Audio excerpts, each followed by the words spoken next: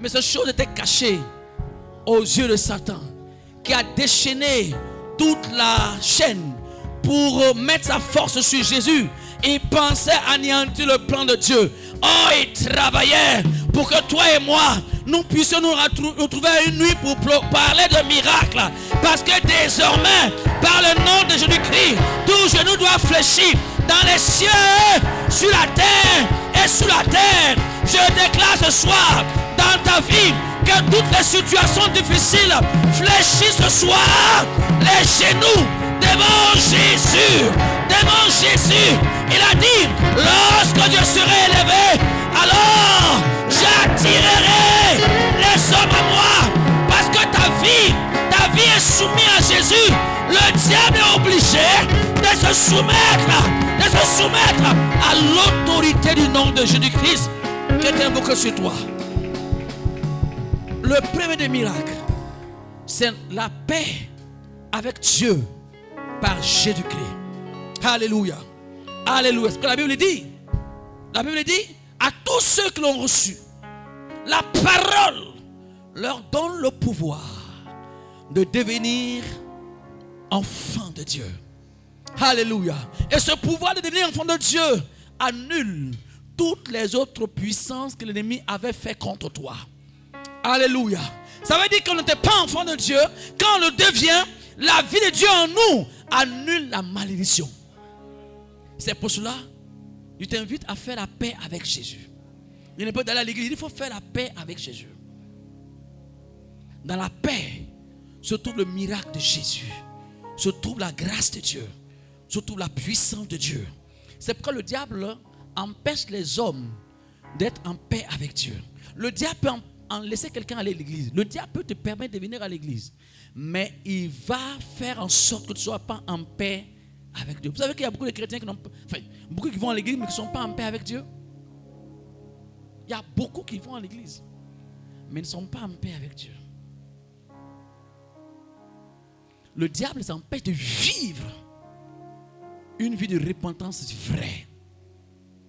Il y a beaucoup de chrétiens qui vont à l'église, dans les églises, mais qui sont assis dans la souffrance. Le diable les malmène. Parce que le diable a une semence dans leur vie. Et le diable ne fait qu'arroser chaque jour cette semence. Ce soir, fais la paix avec le Seigneur.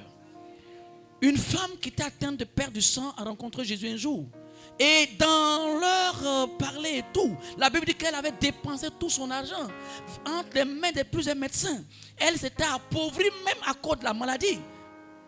Et quand elle a entendu parler de Jésus, elle vint dans la foule. Elle disait, si je puis toucher seulement le bord de son vêtement, je serai guérie. Elle est venue dans la foule, elle a touché Jésus et elle a été guérie à l'instant même.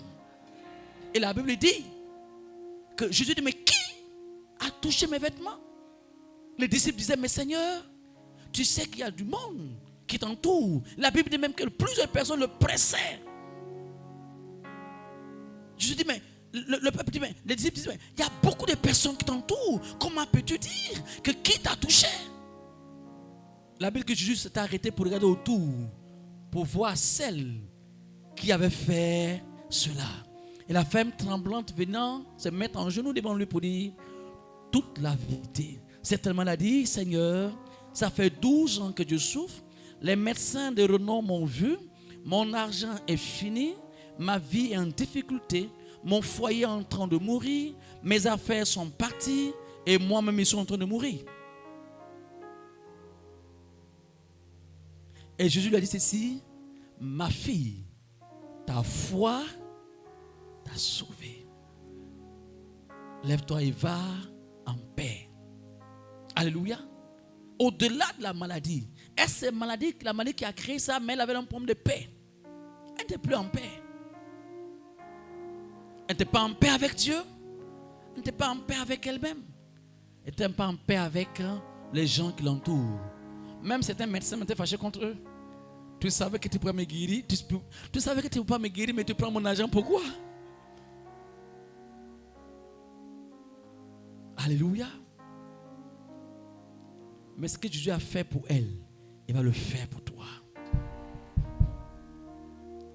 Seulement, sois en paix Ce soir, je vais inviter quelqu'un à faire la paix avec Jésus.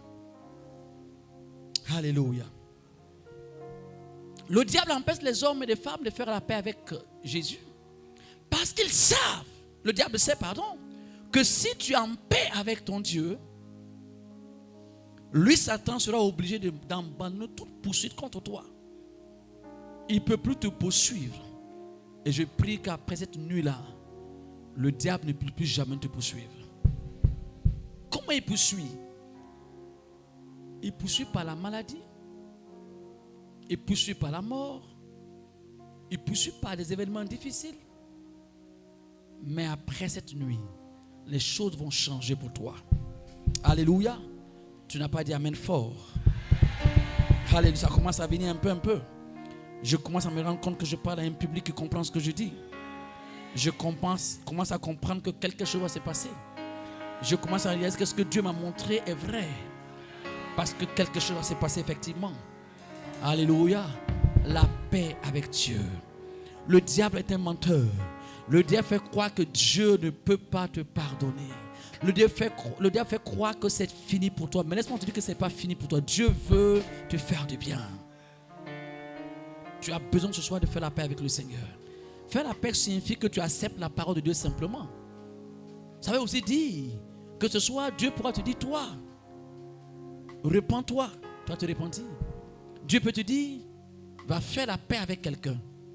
Va faire la paix. Il peut te dire, pardonne à quelqu'un. Comme il peut te dire, toi-même, va demander pardon.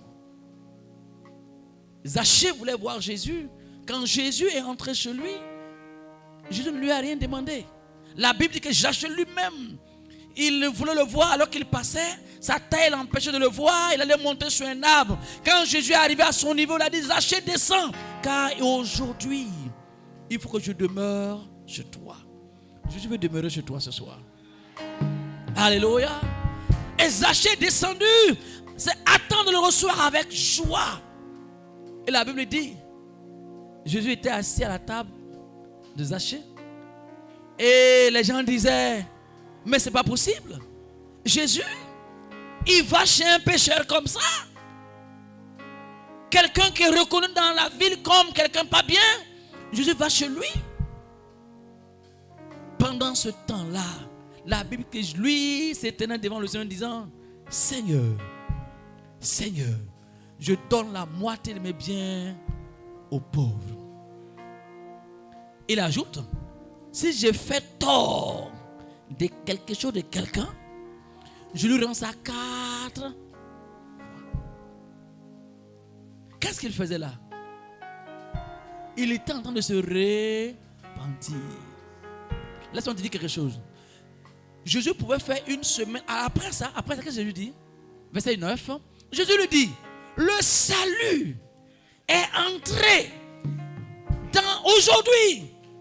Aujourd'hui, le salut va entrer dans ta vie. Oh, t'as pas dit. Le salut va entrer dans ta vie. Je te dis, aujourd'hui, le salut est entré dans cette maison. Après quoi? Après que Zachée se soit repenti. Autrement dit, que si Zachée ne s'était pas repenti comme il a fait, le salut n'allait pas entrer, même quand Jésus est entré dans sa maison.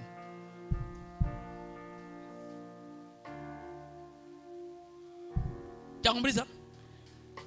Même s'il faisait une semaine dans sa maison, tant que Zachée n'a pas fait, n'a pas cédé, n'a pas ouvert son cœur, n'a pas démissionné de ses péchés, n'a pas fait la paix avec Dieu, parce que ces choses étaient dans son cœur, il savait que ce n'était pas bon, mais il faisait gros dos. C'est ça que lui il prend pour influencer dans la ville aussi. Donc c'est ça. Si je laisse ça là, il fait quoi? Mais désormais, il a su, il a rencontré celui qui peut tout changer. Il sait que Jésus, avec Jésus, il peut briller. Avec Jésus, il a la paix avec Dieu. La paix avec Dieu dépasse les choses qu'il a emmagasinées par la méchanceté, qu'il a emmagasinées par le péché. La paix avec Dieu était plus importante que toutes ces choses. Jésus pouvait faire même une semaine, même un mois, même 5 ans dans la maison de Zachée sans que la paix ne vienne. Mais dès l'instant où Zachée a fait cela, Jésus a dit qu'aujourd'hui même la paix est entrée ici. Alléluia. Alléluia. Et il dit car celui-ci est aussi un fils d'Abraham. Alléluia. Alléluia. Et les gens se murmurent, disent mais lui, Jésus est allé chez un publicain, un pécheur. Laisse-moi te dire, les gens seront étonnés de te voir. Zachée était ce que les gens disaient qu'il était, mais Dieu le voyait autrement. Dieu avait un plan pour lui. C'est pas comme ça qu'il est devant Dieu. Dieu a un plan merveilleux pour lui. C'est vrai, aujourd'hui c'est un voyou, c'est un bandit. Mais Dieu le voit comme son enfant. Dieu te voit comme son enfant. Les gens te regardent comme une personne difficile. On ne te comprend pas. Mais je vais te dire ce soir que Dieu veut te comprendre. Dieu sait que c'est quelque chose de nouveau, d'extérieur qui est venu en toi. Sinon toi-même, là, il t'a créé à son image. Il t'a donné un cœur pour l'aimer, pour le servir. Capable de l'obéir. Quelqu'un d'autre a emprunté ta vie pour faire autre chose. Mais ce soir, tu vas lui dire non. Tu ne ressembles pas à ce qu'on dit de toi. On dit beaucoup de mauvais sur toi, mais ça ne te ressemble pas. Ce n'est pas comme ça tu es. Quelqu'un a pris ta vie pour faire ça. Ce soir, on va lui dire, libère ma vie. On dit je suis invivable. Qui t'a dit que tu es invivable? Alléluia. Aujourd'hui, le salut est entré dans cette maison. Je déclare sur ta vie ce soir que le salut entre dans ta vie, que la paix entre dans ta vie, que la grâce descende dans ta vie, que la faveur descende dans ta vie, dans le nom de Jésus-Christ de Nazareth. Alléluia. Alléluia. Tu vas prendre avec moi. Merci Seigneur. Matthieu chapitre 9 verset 27, c'est notre texte de base. Matthieu 9, 27 à 33. Alléluia.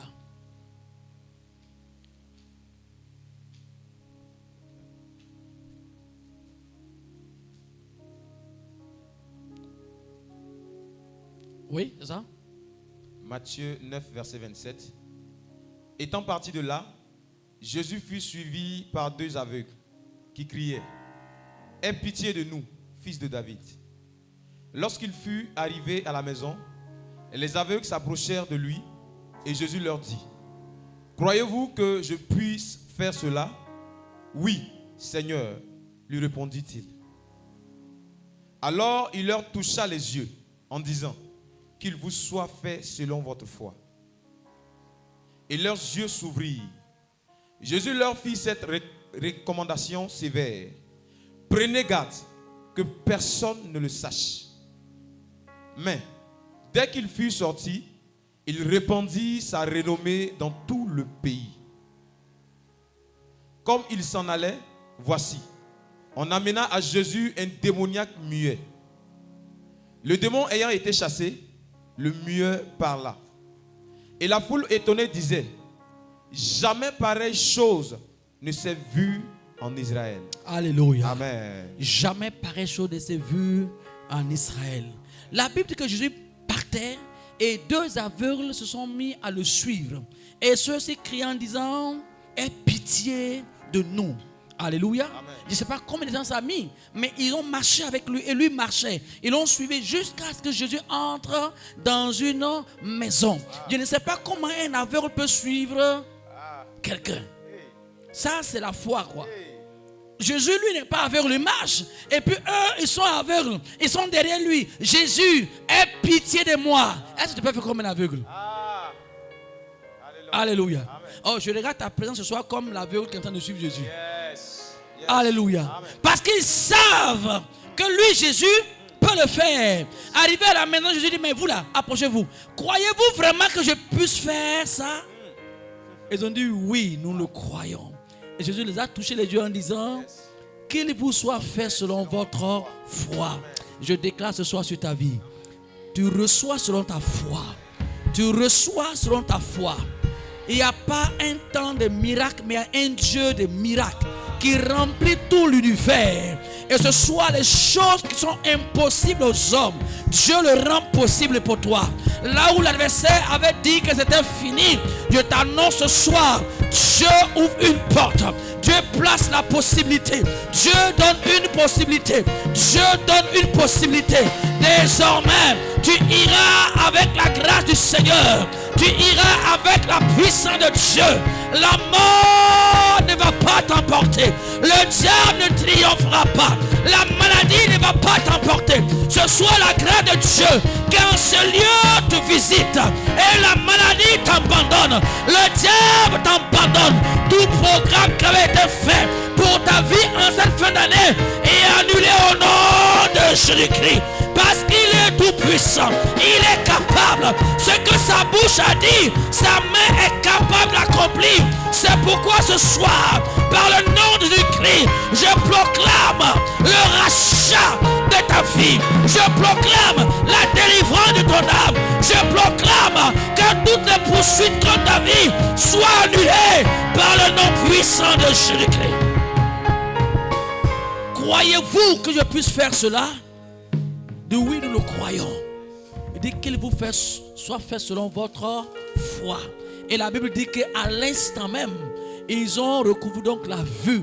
Et la foule, les gens commencent à dire, jamais on a vu ça en Israël. Alléluia. Ce qu'ils n'ont pas encore vu ailleurs, ils vont le voir par ta vie. Ta vie sera un témoignage. Ta vie sera un témoignage. Ta vie sera un témoignage. Ta vie sera un témoignage. Ceux qui n'ont pas vu ailleurs, ils vont le voir avec toi.